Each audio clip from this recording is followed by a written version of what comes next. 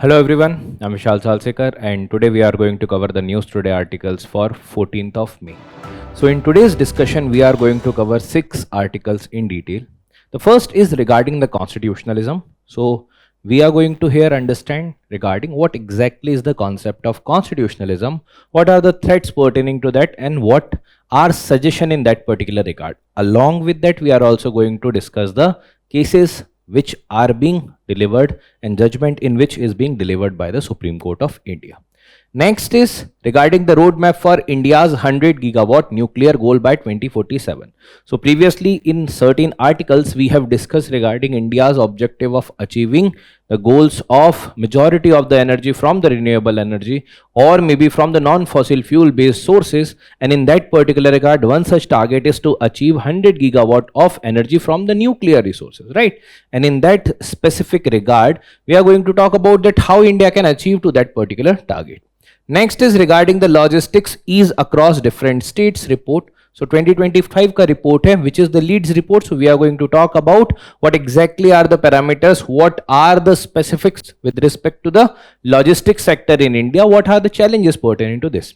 Next we are going to talk about the sovereign AI. So a lot of articles already being discussed regarding the artificial intelligence. We'll talk about what exactly is the sovereign AI and why do we need the sovereign AI, what type of benefits it is going to serve from the perspective of the country like India. Next, we are going to talk about the scheme for the promotion of surface coal lignite gasification project. So we do have a large amount of resources and the reserves for the coal and lignite, but then in that particular case, in order to properly utilize and in order to make it further mobile, the gasification can be one such step that can be taken, and in that specific aspect we are going to talk about the scheme for the promotion of surface coal and lignite. Last in this we are going to talk about the India's agri export rise despite the tariff. So previously we have discussed an article regarding the geopolitics of food, and in that specific regard how India is ensuring a good export even when the world is facing the crisis of food security, right? So all these articles we are going to cover in the needed detail. Then we are going to cover the places in news, and in the places in news we are going to talk about child, and then there are certain other quick updates. So let's start the discussion with the first article regarding the majoritarianism cannot trump the constitutionalism. It is the observation by the Supreme Court of India. So as you already know, we have discussed multiple times that this particular topic is pertaining to the GS paper 2 mainly, and specifically in that polity and governance and the constitution and associated aspect. Now, what exactly Supreme Court had observed? So Supreme Court on the constitutional democracy have highlighted that yes, when the majority decides regarding something, and majority does not mean the any specific community's majority, it is basically the majority of the total population decides. How they are going to decide something? Through the vote. So in the election they are taking participation and then they are voting for the candidates, and those who are going to secure the majority are going to be the part of the government, right? So in that particular aspect, yes, in the constitutional democracy the majority rule prevails, but at the same point of time there is something which is known as constitution, and the governance of the country is bound by the constitution, and that particular concept is known as the constitutionalism. So constitutionalism is simply when the governance of the country is bound by a document which is the constitution, and then that limits the power of the state. Means the state is now the unlimited state, it is bound by that particular book, and the powers are being provided from that particular book which is the rule of law, and that book of law, and that particular book of law is the constitution. So it is mentioning that court must test the decision against the constitutional principle. So court should not decide something based upon the majoritarian principle. Now, the 9th judgment that was reviewing the scope of the religious freedom, and here the Supreme Court had made certain observation. Now, let's talk about what exactly is the constitutionalism and its significance. So as I have already talked about, that constitutionalism is basically being governed by the constitution, and that means the power of the state or the power of the authority will be limited by the book of law, and that particular book of law is the constitution, and that will be the fundamental law of the land. Now, what are the significance of the constitutionalism? So the first is regarding the safeguard rights. So see, if there is a constitution, the state is also bound by that particular law book, that is constitution, and that means state cannot exercise any unlimited right. So this is the first benefit, that it prevents you from the state's unnecessary interference. Next is upholding the rule of law. So basically what constitutionalism does, that it ensures that there is the governance that is bound by the rule of law and not the rule of any arbitrary individual. तो ऐसा नहीं होगा tomorrow any other government comes and then they will bring their own set of law. No, the fundamental law of the land is going to remain same, and that's what is upholding the rule of law. And each and everyone will be bound by the same set of law, and that's what is like Article 14, 15, 21. All these laws are applicable to the all set of people. Next is protecting democracy. Now, how the democracies get protected? It is going to ensure that you should be having the freedom of speech and expression. It is going to ensure that you have right to vote in the election. It is going to ensure that you have right to stand in the election also, except certain disqualification. But then it ensures the free and fair election. So this particular constitutionalism also is the prerequisite for the democracy. So democracy will thrive if there is constitutionalism. Next is ensuring accountability. So if there is a rule book or book of law, that particular book of law can ensure the accountability, because now the authorities, executive, legislative, judiciary will be bound by their own respective set of law, and the other authority will not try to infringe upon the other particular authorities' boundaries. And that's why the accountability can be there and independent oversight can be there, like the judiciary can ensure accountability of the legislative and executive, and in other manner also it can happen. Next is separation of power. So there will be not all power concentrated in one authority. So for example, just take the example that in a state there is a monarchy, all the decisions are taken by that particular individual who is the monarch. But now in the case of the constitutionalism, now there is a concept of separation of power also. Judiciary will do the adjudication task, legislative will do the law making ka task, and the executive are going to do the task of execution of certain laws. That is the separation of power, and each and every one is not interfering unnecessarily, despite maybe a chance कि भाई जहां पर there may be certain checks and balances वाला aspect. Next is checking majoritarianism. That means despite there might be majority of any one community in the country, but this constitutionalism also provides power to the minority community, and that's what you can see in the Article 29 and 30, which might be the linguistic or the religious minority, in order to preserve their own set of culture, right? So that's how the constitutionalism ensures certain set of right to the individual. Now, what are the challenges to this particular phenomena of constitutionalism? Like how the constitutionalism gets threatened certain times. First is regarding the rise of the authoritarian tendencies. Basically what happens, that if there is constitution, the country is being governed by constitution, but what happens that sometimes there is rise of the populism, and that particular populism, that particular type of majority might demand something extreme, and that might impact the constitution. But if the country is not being governed by the phenomena of constitutionalism, then the constitution can also be altered, and that's why there should be certain checks in those particular regard. But then that creates the challenge for the constitutionalism. Next is the judicial overreach. So in the judicial overreach also, what exactly has happened ki bhai dekho, there are compartments: legislative, executive and judiciary. But what sometimes happens, that sometimes it is up to the judiciary to interpret certain set of law, and in the judicial overreach they might interpret it some different way, and that's how the judicial overreach can also challenge the constitutionalism. Lastly is the governance issue. The government have to provide certain things, obviously through the enactment, through the governance wala thing, but then eventually kya hota hai, that sometimes this particular constitution might not be in the due spirit implemented by the government, and that's why the governance issues can be there, like providing the accessibility to all the individual, but then sometimes this particular accessibility is not equal for all set of individual, may not be for the persons with disability, or maybe for women, or maybe for the deprived section, right? So here the issue of the constitutionalism, or issue with the constitutionalism, is arriving in the governance. Now, what are the cases pertaining to that? So the first case is the Keshavananda Bharati versus State of Kerala case of 1973, jahan par there was a doctrine of the basic structure was being laid out. Now in the basic structure doctrine, what was mentioned, that see, there are going to be the certain fundamental aspect of the constitution. Despite you can amend as the government or as the parliament, you can amend certain type of fundamental rights, but you can't take the spirit of the constitution. That means certain things which are inalienable, right? And that's why the basic structure have to be upheld. Next is Rameshwar Prasad versus Union of India case. So in that particular case, it is saying that if there is constitutionalism, there will not be absolutism. constitutionalism badhega, absolutism is going to get down, and the rule of law can be ensured. Lastly, the IR Coelho case versus state of Tamil Nadu. So in this particular case, principle of constitutionalism require control over the government power. So it is required, it is a necessary concept, and if it is not there, then there may be a type of unchecked set of governance, and that's what can create the difficulty for the in general for the society, right? So this is regarding the article of constitutionalism.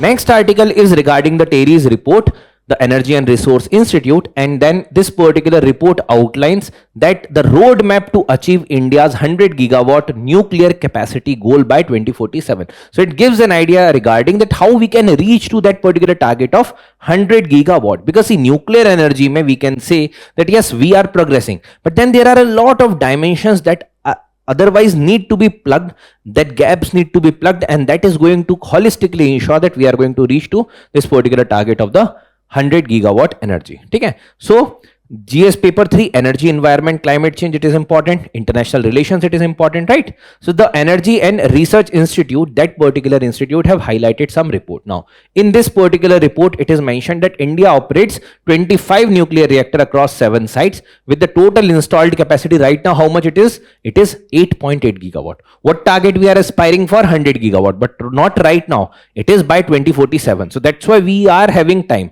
We are having sufficient time available, that we are having roughly 20 years, and in this particular span of 20 plus years, we have to ensure achieving the target of more than 10 times. And in order to do that, we have to take certain drastic steps. Now, what exactly are the steps that are being highlighted in this particular report? First is the capacity expansion. So right now, the majority of the reactors that are working in India are the pressurized heavy water reactors. So PHW are the first stage. Now in the case of the second stage, faster breeder reactor, we have achieved the criticality. That means soon you can see the second stage reactors also. But then there is another concept of the small modular reactors. So these are the smaller reactors which can be developed in the form of module that can increase the scalability. So like pressurized heavy water reactor, you need the large space, you need the large land acquisition, and there is a large amount of threat that is associated with the radiations. But then in the case of the small modular reactor, all these things can be curtailed, and that's why the scaling can be done at a comparatively high level or at a large level, and that's why this particular capacity expansion can be done.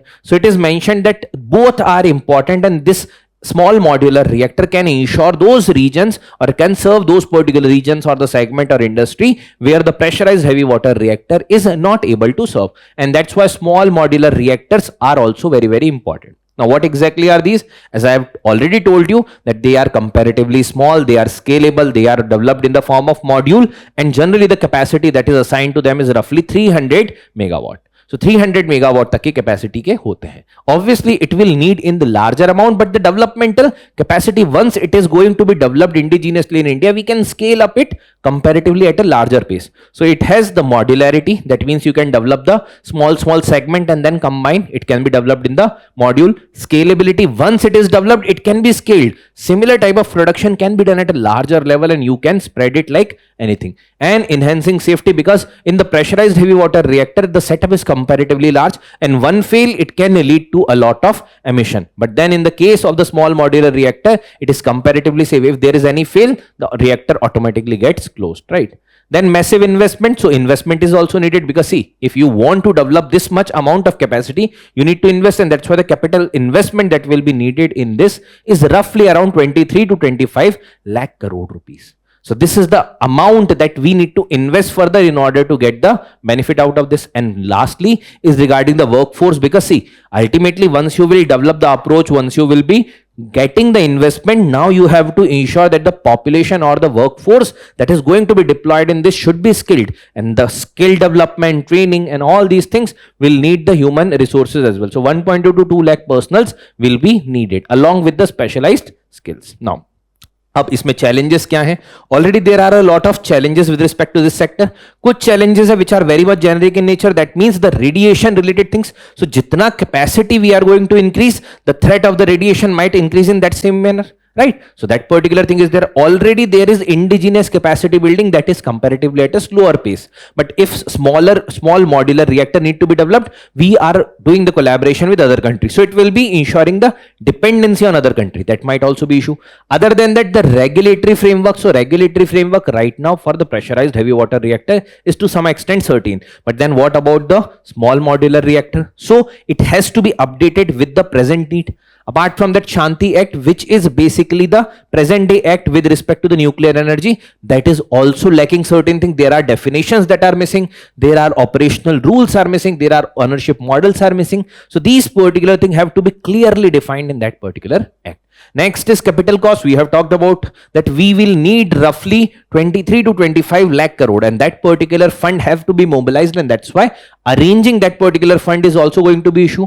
Apart from that, see, for the nuclear energy capacity, see, if you know that there is Kazakhstan, which is the largest producer of the uranium, then second is Canada. So India में जो produce होता है, that particular yield is not that much rich in the ultimate content for needed for these particular reactor. So we will need to import those particular things. So roughly 70% के आसपास तो we are importing. So that means it is going to fuel further import dependency. Apart from that, final waste that is going to be generated, that is management of that is also going to be another issue. Next is shortage of the specialized skilled manpower, public acceptance hurdle, because generally there are many a time we have observed that whenever there is rise of the nuclear energy, there are going to be the protests. Obviously they are very much, sometimes they are being manipulated or maybe like instigated by certain individuals for the propaganda, but then eventually in order to understand it, what are the genuine concerns that have to be addressed, right? So what recommendations that this particular report is talking about? So recommendations include, first is green financing. That means already for renewable energy, there are certain set of finances that are being mobilized. Mobilize those in this particular sector as well, because this is also creating the non-fossil fuel based energy generation, and that's why India's green taxonomy mein this also should be the part of that, so that the type of sector ka jo size that is going to increase. Next is regulatory reform. So atomic energy जो आपका regulatory board है AERB, to adopt the phased and the design certified licensing. So licensing for the small modular reactor, that particular thing should be streamlined. Next is the private sector clarity. So see, already there are the public private partnership. Apart from that, special purpose vehicle. So those particular things के बारे में जो यहाँ पर ambiguity है with respect to the definitions and a certain ownership related things, those things should be clarified. Next is skilling. So for that, the nuclear mitra program, so that you can skill the individual. 1.2, 1.5 to 1 or 2 lakh around individual will be needed, right? Lastly is the centralized national framework for the fuel and the waste. So there is a need to ensure that human resources be ho. There is need to ensure that we should be having a plan in order to manage the waste, and all these things are going to ensure that we are going to develop the comprehensive set of nuclear energy roughly by 2047. The next article is regarding the 7th edition of the Logistics Ease Across Different States, LEADS 2025. So this is basically the Logistics Ease का index, which is developed based upon the Logistics Performance Index of World Bank. और उस basis पे it is ranking the states that how much they are comparatively more towards the ease of logistics, कि कहां पर logistics access करना is comparatively easy and where it is more difficult. So from the perspective of economy and infrastructure, GS paper 3, it is important. Now what is the context? So it is basically a assessment of logistic performance across states and UTs, which is released by which particular agency, Department for Promotion of Industry and the Internal Trade, DPIIT. ठीक है? So this particular department is talking about that there is a report which is the assessment of the logistic performance across different states and UTs.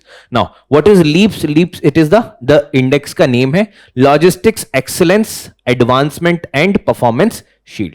This is the award across 13 categories covering the core logistics, MSME, startup, special category. So leads both are roughly on the similar line. LEAPS is basically the award that are being given. The leads is the type of assessment, right? Now, what exactly is LEAD? So it is conceived on the lines of the Logistics Performance Index, LPI of the World Bank, and it was released in 2018. Objective क्या है? Objective is to ensure that different category of states, how much they are friendly for the logistic supports. And this logistic support is also ultimately going to be the part of the entire developmental sectors, right? So whether it is the manufacturing, whether it is services, this logistics sector is going to be the inseparable part of that. So 4-tier performance framework it is talking about. Previously it used to be the 3-tier. What are these particular tiers? There are certain objective indicators, जैसे regulatory support and the logistics enabler. Then apart from that, perception indicators such as the logistics infrastructure kaisa hai, services, the sustainable logistics, right? So on the basis of this, the states are being provided with the score, and cumulatively that particular states are going to be ranked. Now there are different categories in which the states are going to be ranked. Let's first talk about them. So leads performance snapshot जो बोलता है that states category, there are certain exemplars which are the top performing, then there are high performance states, then there are certain accelerator which have started developing comparatively now at a higher pace, and then there are growth seekers which are right now not doing that much, but there can be further development. जैसे in the coastal states में Tamil Nadu is the exemplar where the logistics is comparatively more strong, right? The high performers are Gujarat, Kerala and Maharashtra, which are the accelerator Andhra Pradesh, Odisha, Goa and Karnataka, and ultimately which is the growth seeker which is West Bengal, right? So the West Bengal is now provided with comparatively more push. These will be further accelerated so that all the states should be part of this particular category. Similarly, landlocked state mein it is Uttar Pradesh which is the exemplar. High performers mein Haryana, Telangana, Chhattisgarh, Bihar, and other states are in the other two categories. Northeastern mein top performer is Mizoram, and the high performers are the Tripura and Meghalaya. In the Union Territory, obviously it is going to be Delhi. Then Jammu and Kashmir and Puducherry are also doing good, right? So basically these are the categorization based upon the leads. Now India के logistics sector, because see, if in means UPSC asks something regarding the logistics sector, you have to give certain type of data fact example in order to substantiate your argument, right? So logistics sector में logistic cost कितना जाता है?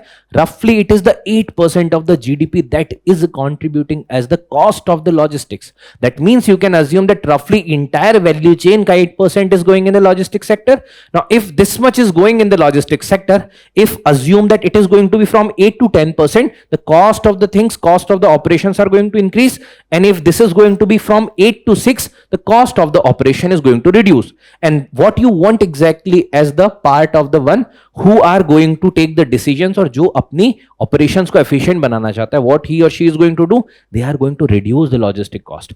And if the state is supporting that, they are the high performing states, right? Now what are the issues? First is the infrastructure gap. Now, logistics are directly correlated with infrastructure. If the infrastructure is poor, logistics gaps are going to be pertaining. There are broken roads, there are lack of connectivity through railways, there is lack of availability of the air freight corridor. In those particular cases, there will be infrastructural gap. No access through pipeline, so there is need to ensure that the infrastructure gap have to be plugged.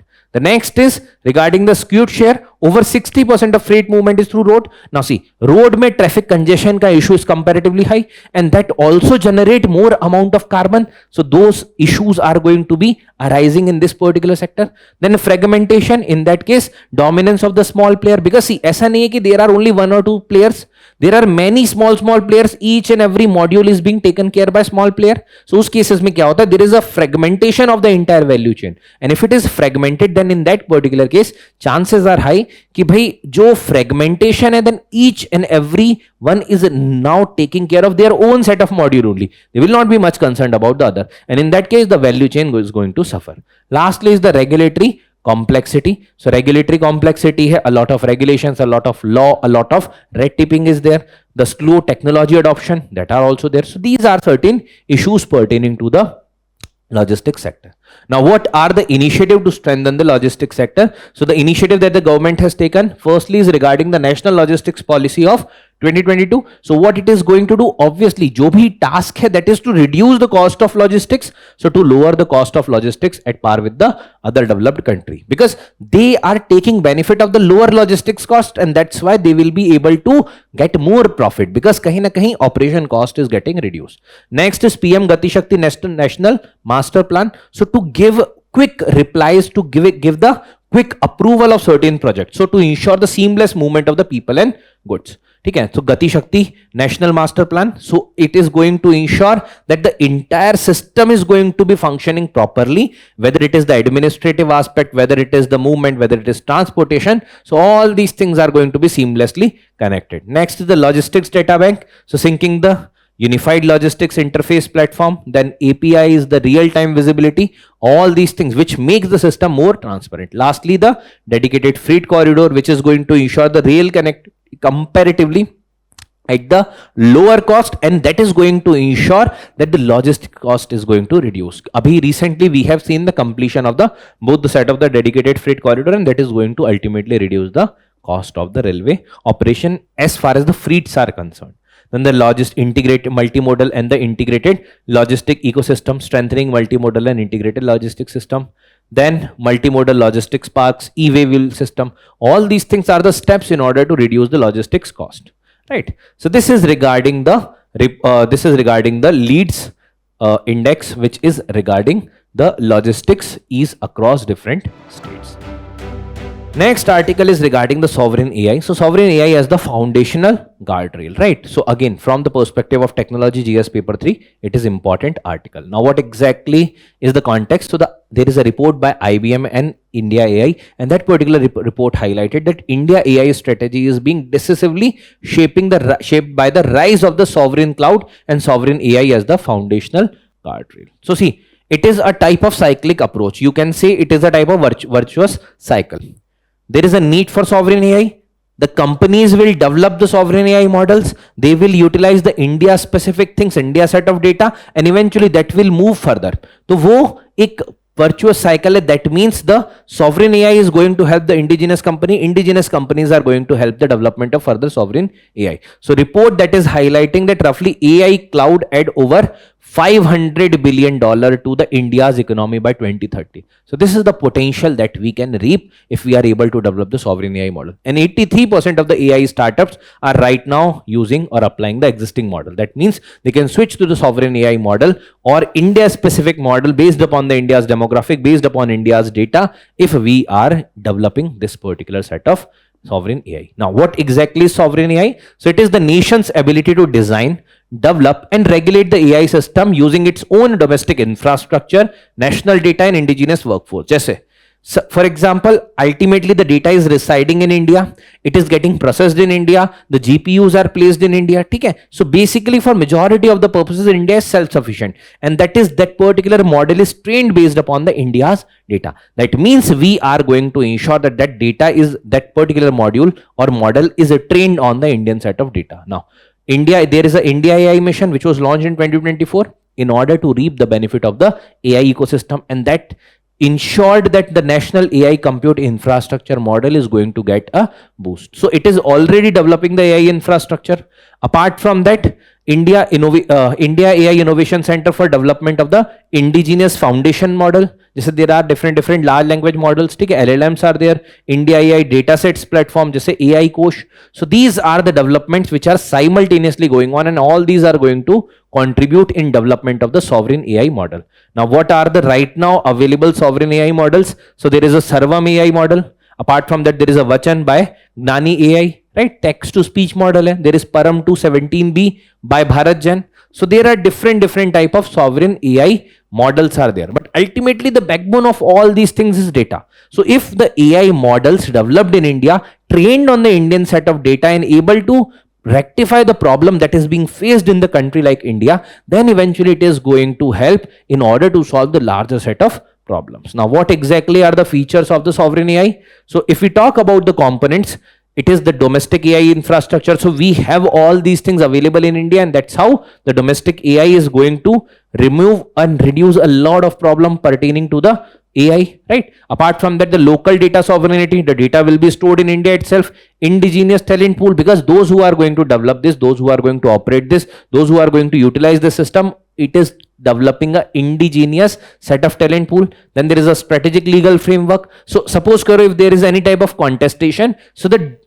jurisdiction that will lie in India, so there is a systematic legal framework, and there will be more certainty regarding how to process process, how to use the data. Then cyber security readiness, because if the data is stored in India itself, then we know that how to ensure prevention of any such type of leak, right? So that's why the cyber security readiness can also be there. Now, hybrid architecture, the sensitive data stored locally and globally it can be interoperable, right? So generally ऐसा तो नहीं हो सकता कि exclusively we can keep it for India. Then in that particular case, जो sensitive data है that can be kept in India, and then rest it can be utilized by other also. That's how the scalability can be ensured. Now, what are the multilingual AI? So Digital India Bhashini platform. So there is Bhashini platform which is basically utilizing all the 22 scheduled languages, right? Now, significance क्या होंगे? What are going to be the significance of the sovereign AI model? So, significance includes, first thing is regarding the compliance with the data residency. So, it is going to ensure with the data residency aspect privacy, then consent requirement, ensuring the national control over the sensitive citizen and the strategic data. It is going to ensure all these things. Apart from that, it is going to ensure the national security. So, basically, apart from local aspect in this particular set, it is going to also ensure the national security. So national security is also going to be ensured. Then the strategic autonomy, because it is going to reduce our dependence on the external models and we will be having our own self models, right? Then it is going to reduce dependence on the foreign AI platform. Then the trusted AI ecosystem, because hoga kya, that it is India developed, India based, and eventually the data is stored in India. So it is a trusted AI ecosystem. That's why the corporations in India would want to trust on this particular system. Next is the inclusive AI development, because see, we do not exactly know that how other corporations established and situated right now in different countries are going to process this data that we are sharing to those particular systems. So in those cases, chances are high that it is going to be India specific model जो कि ensure करेगा inclusivity, it will ensure the transparency, it will ensure the accountability, and all these things are going to make the system comparatively better operable, right? And accountability can also be fixed easily. Next article that we have to talk about is the Union Cabinet's approval of the scheme for promotion of surface coal and lignite gasification project, right? So since it is related to energy, it is related to infrastructure and energy, GS paper 3 is the topic pertaining to this. Now, what exactly is the context? So basically there is a concept known as the coal gasification, which is basically a type of process. It is a biochemical type of process जो कि convert करता है, which actually converts the coal, lignite or the other type of coal into a type of gas which is known as the syngas, and that particular gas is the mixture of the carbon monoxide, and apart from that there is hydrogen. So carbon monoxide and hydrogen are the product, and that is known as syngas. So basically converting the solid thing into this particular aspect, and this is going to ensure that how the mobility of this thing, how ensuring a comparatively well developed type of in energy infrastructure can be created when we are having the large amount of the coal, and the coal is available in India, be it in the lignite form or be it in any other form. Now, in this particular coal gasification, the scheme talks about that this scheme is going to realize the target of the gasification of 100 metric ton of coal by 2030 under the National Coal Gasification Mission of 2021. Now, what all things are going to be part of this? So there is urea, methanol, synthetic natural gas, ammonia production, all these things are going to be part of this. So urea, methanol, synthetic natural gas, okay? So these productions are going to be the part of the which are going to be benefited from the coal gasification. Now, status of coal या lignite क्या है India में? So this particular thing, coal reserves are roughly 401 billion tons and lignite reserves कितना है? Roughly 47 billion tons. So this is the scale that is available in India regarding the coal gas, which is available for the coal gasification, and based upon which we can maximize. Now, what are the key features of this particular scheme? Now, the key features of this scheme include further to gasify approximately 75 million tons of the coal and the lignite by incentivizing domestic industry. So roughly 75 million ton. Financial outlay kitna? Roughly 37,500 crore. Now see, there are certain type of policy measures that are being taken. Jaise, there is financial incentives, maximum 20% of the cost of the plant and machinery disbursed in 4 installment. Now see, this is technicality, but just have an idea regarding this. So the scheme talks about there is going to be the financial incentives, which is in the 4 incentives and maximum 20% of the plant and the machinery ka cost. Then there is funding cap. Funding cap कितना है? 5,000 crore for the single project, 9,000 crore for the single product center project, excluding SNG and the urea, and 12,000 crore tak ka capping is for any single entity group across all the project, which is including this also. Now, lastly, talking about the policy support. So there is to provide the long-term investment certainty. Government is extending the coal linkage tenure up to 30 years under the non-regulated sector. So it is going to be providing the coal linkage tenure up to 30 years in this particular regard. Now, benefits क्या होंगे इसके? What are going to be the significance? So first thing, it is going to ensure the energy security. So how energy security is going to be ensured? See, coal में mobility, because it is going to be losing the weight over a period of time. जैसे जैसे you are going to transport, initially there will be more water weight and then eventually it is going to get reduced. So in that particular case, the mobility का cost भी है, and that's how, if it is converted in the form of the syngas, or if it is developed in the form of the coal gasification or through the process of coal gasification, it is going to reduce weight and the mobility is going to get increased. So reduce exposure of the global price volatility and the import dependence on ammonia. Roughly 100% जो import किया रहता है, methanol 80 to 90%, LNG more than 50%, and urea roughly 20% से ज़्यादा. So these things can be reduced if the syngas or the coal gasification process can be done in India. Next is environmental benefit, because coal जो जलाने से या utilization of the coal or burning of coal is going to release a large amount of the carbon. So that can be reduced. Reduction of the pollutants like the sulfur dioxide, nitrogen oxides, right? Oxides of nitrogen, all these things can be reduced. Economic impact भी है, because it is going to expect the large major investment, because कहीं ना कहीं if there are more type of industries or more type of sectors that are coming, more investments can be mobilized in these particular sectors. Annual revenue, roughly 6,300 crore of the annual revenue, and supporting the Atmanirbhar Bharat and Make in India. Lastly, the employment, it is also going to generate large amount of employment. So this is basically opening a new sector, and when this particular new sector is getting open, what we can ensure, we can provide more number of jobs and diversified type of job, not dependent on any one set of sector. The last article that we have to talk about is the Indian agri-export defied the trade barriers to post record growth. So see, in the case of the tariff related issues, in the case of the major global conflict, it was observed that the export of the Indian products might be reduced, right? But in this particular case, what we have observed that the export have increased, and that is defying the basic जो overall geopolitics चल रहा है उसको.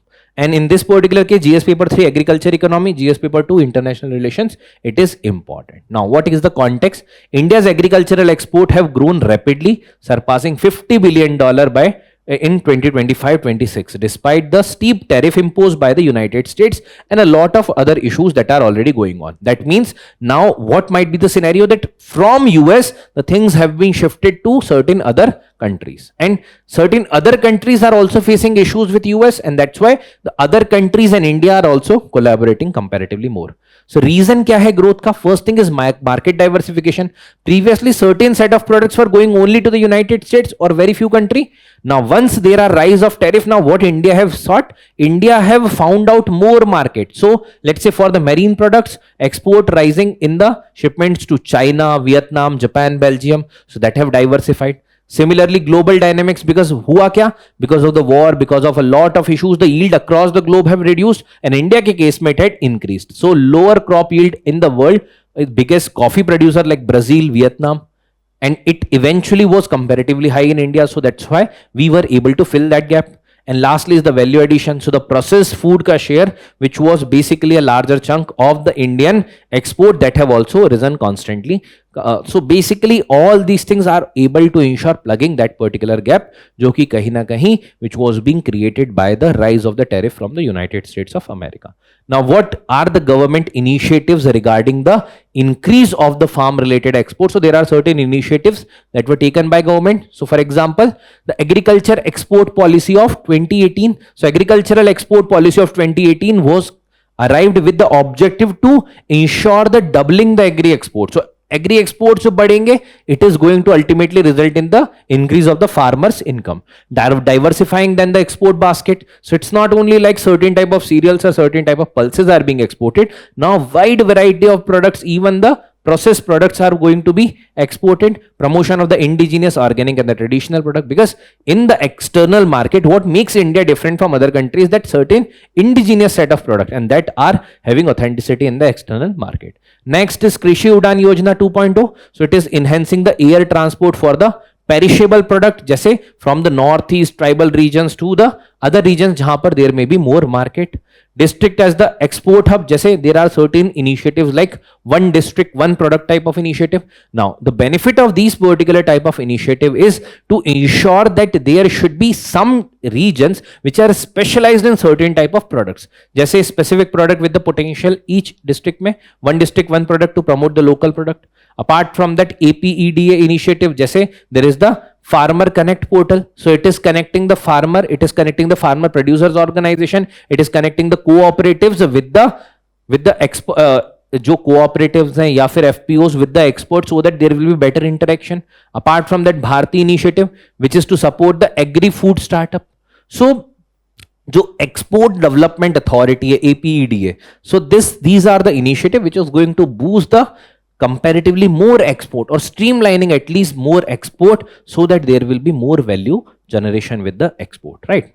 So these are the major articles that we had to discuss in detail. Now there is a places in news which is child. Now in the case of child, we have already previously discussed regarding the child. Let's again revisit that particular location. So the capital city is Santiago. Now you can see the location of child and see if along this particular location you can observe, you can see that here it is the mountainous chain which is the Andes ranges, right? So here you can observe the Andes ranges. Now what are the bordering countries to child? So there is child ki bordering mein there is Peru in the north, there is Bolivia, and then there is Argentina. There is no Paraguay, there is no Uruguay, there is no Brazil, right? So the child ke case mein the bordering countries Peru, Bolivia and Argentina. It is also part of the lithium triangle, so that's why it is also one such important country from the perspective of India in order to develop the lithium ion batteries, right? Now when you talk about the child, ek taraf in the eastern side it is the your Andes ranges, and in between this particular region of sea and here it is the Atacama desert, which is one of the world's driest desert, which is the non-polar driest desert, right? So there is a delegation to India to strengthen the economic and the commercial cooperation, and that's why child was there in news. Now talking about the landform, there is Andes mountain, the longest continental mountain chain, the Andes. And regarding Andes, UPSC last year question पूछा हुआ है. From the most of the borders with Argentina. Desert कौन सा है?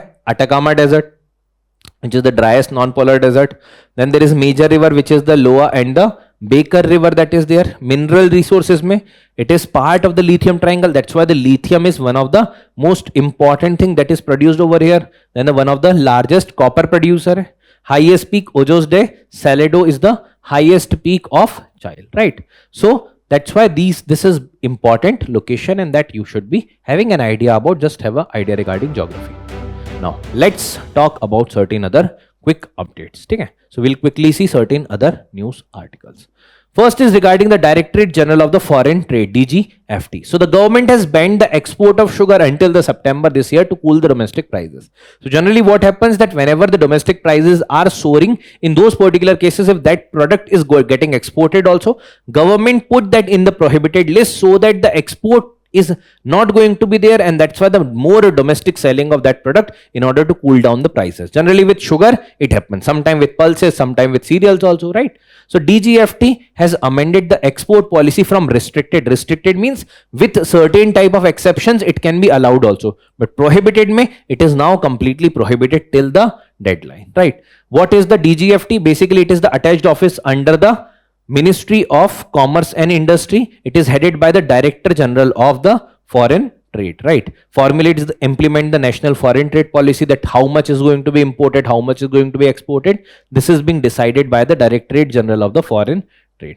Role क्या है? To promote, facilitate export and import, keeping in view the interest of the country. So export import को ensure करने के लिए, in order to ensure the strengthening, streamlining all these policies, this particular authority is responsible. Headquarter कहाँ है? It is in New Delhi.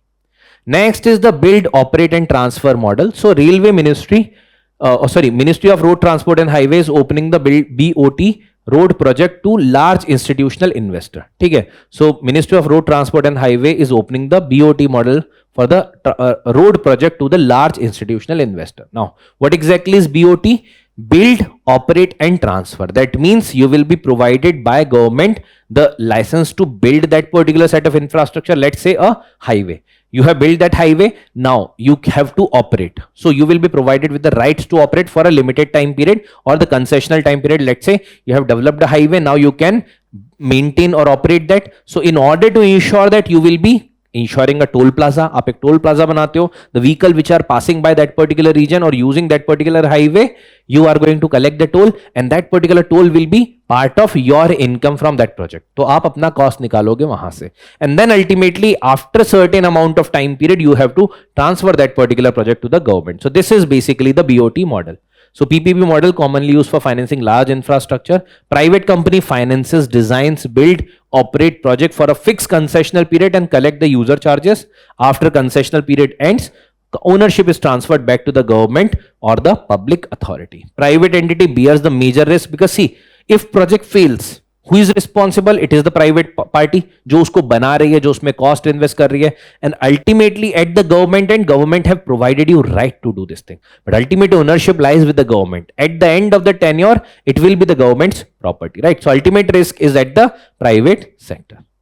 Next is India's shipbuilding sector. So one such sector where India have to more work upon is the shipbuilding sector, because right now if we talk about the volume, 1% say become global volume is the India's shipbuilding sector, and that's why it is important. Now MOU is signed for developing the India's first mega greenfield shipyard at Tuticorin, Tamil Nadu under the India and the Republic of Korea's comprehensive partnership voyages. What is voyages? It is the shared vision for operation of the yard assisted growth with efficiency and skill. So voyages associated with the shipbuilding sector. Now what exactly is the proposal? Proposed the shipyard will have 2.5 million gigaton ka annual capacity and generate 15,000 direct jobs. So this is the objective. Now what exactly is this? It is signed in 2026 to promote the India-South Korea cooperation in shipbuilding, shipping, maritime logistics via technology transfer, green shipbuilding and the training of the Indian professionals, right? Now, global standing अगर देखें तो India hold less than 1% of the share. China का share है 47, South Korea has 25% share. That's how we can learn from the one of the best in the market, and then we can develop our own set of the shipbuilding sector, because here there is a large amount of scope. और अगर आपके पास उतना, if you do not able to produce it locally, then you have to eventually import, and that is a costly affair, right? That's why we can also have the country which is the country of more than 1.5 billion population, so we can have our own set of sector, right? Next is regarding ginger. So recently Mizoram Ginger Mission was launched by the Ministry of Development of the Northeastern region. Simply they can ask regarding the Ginger Mission of Mizoram was launched under which particular ministry? They might say Ministry of Corporate Affairs, they might say Ministry of Commerce and Industry, Ministry of Development of the Northeastern region. The answer will be Ministry of Development of Northeastern region and the government of Mizoram to cultivate the Mizoram's GI certified ginger, right? Scientific name क्या है? It is the Gingiber officinalis rosc. ठीक है? Family कौन सी है? Gingiberraceae is the family. So India के context में अगर देखें तो Mizoram is not the largest producer. Largest producer is the Madhya Pradesh, then Gujarat, then Andhra Pradesh. But in Mizoram right now it is being developed. So GI tagged ginger is from Mizoram, right? Agroclimatic requirement क्या है for the ginger? Warm and humid climate you will need. Up to altitude of the 1500 meter, 12 to 35 degrees Celsius of the temperature, moderate rainfall. So it was developed in the moderate or low to moderate type of rainfall, roughly around 1500 millimeter, मतलब 150 centimeter around rainfall. Dry weather before harvesting. Before harvesting it should be dry weather. That means monsoon के onset के पहले it is going to be started cultivating, and then eventually it will be later on harvested. Well drained, friable, sandy loam, clayey loam or the lateritic loam which is rich in humus. So humus content should also be comparatively high in this. Next article is regarding the Alzheimer. So India's first Alzheimer disease therapy donanemab was launched recently. Okay? So donanemab is launched recently. So what exactly is Alzheimer? Alzheimer is basically a brain disorder, right? So it is the disorder which is basically a cause for dementia jahan par mental abilities are going to get reduced, and that is going to ultimately reduce the physical abilities and many other impact that might be there. So progressive brain disorder it is. Now what are the causes? So it creates the issues, matlab it is caused by basically through the genetics, through lifestyle, through aging. So many of these causes are many of the causes of the dementia ultimately because of the Alzheimer are this. So the Alzheimer disease causes factor are genetics bhi ho sakte hain, lifestyle bhi ho sakta hai, and maybe aging. The last article is regarding the agarwood. So Assam ships the first legal agarwood chips to Saudi Arabia and the UAE. Now, what exactly is agarwood? Agarwood. So basically, you might have heard of oud, right? So the oud is basically as a product of agarwood, right? So it is highly valuable, fragrant, resinous wood used in perfumes, incense, and the traditional medicines, right? It is produced when Equilaria tree is infected by fungi. So tree is getting infected by fungi, and then that particular tree as the defense mechanism is going to generate some resin. So that resin as the defense mechanism is being generated, and that resin is basically collected, and that resin is being utilized as oud. So India has 3 Equilaria species, including the agarwood producing Equilaria khasiana and Equilaria malacanis, right? It is mentioned also in Ayurveda, Unani, and the Chinese medicine. Thoda factual hai, right? And then lastly, appendix 2 of the sites, matlab trade is regulated, and IUCN kya hai? Critically endangered. So this is the IUCN category. This is the thing that UPSC can ask more as compared to the other information, right? So the IUCN sites ka appendix, these are comparatively more important information.